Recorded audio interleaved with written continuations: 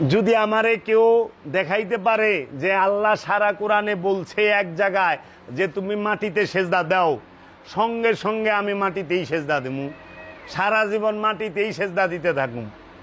আল্লাহ যদি কোরআনে কোথাও বইলা থাকে তুমি জায়নামাজে সেজদা দাও, পাটির মধ্যে সেজদা দাও, তাইলে আমরা মাটিতে পাটিতে জায়নামাজে সেজদা দিমু, কার্পেটে সেজদা দিমু। আল্লাহ তো মাটিতে পাটিতে জায়নামাজে কার্পেটে সেজদা দিবার কয় নাই। আল্লাহ কইছে আদমকে সেজদা করো, আল্লাহ কইছে নবীরে সেজদা করো, ইউসুফ নবীর বাবা ইয়াকুব নবী সেজদা করছে। কোরআনে সূরা ইউসুফের 100 নম্বর আয়াত খুইলা দেখেন, ইউসুফ নবীর বড় 11 ভাই এবং তার গর্ভধারিণী মা সহ ইয়াকুব নবী সহ ইউসুফ নবীকে উচ্চ আসনে বসাইয়া সেজদা করলো।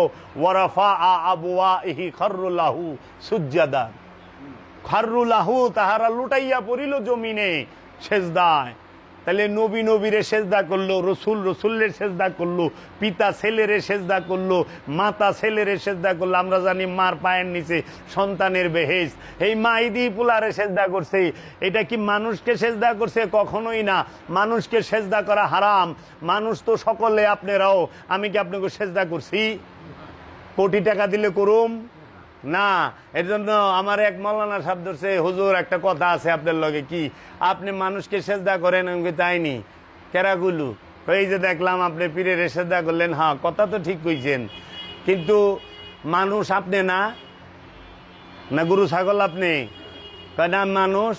1 কোটি টাকা দেন দিই, একটা সেজদা দেয়নি আপনারে। আপনি স্থাবর সব লেখা দেন, দেখেন একটা সেজদা দেয়া পারেন না আমার জাবেরে দেয়া।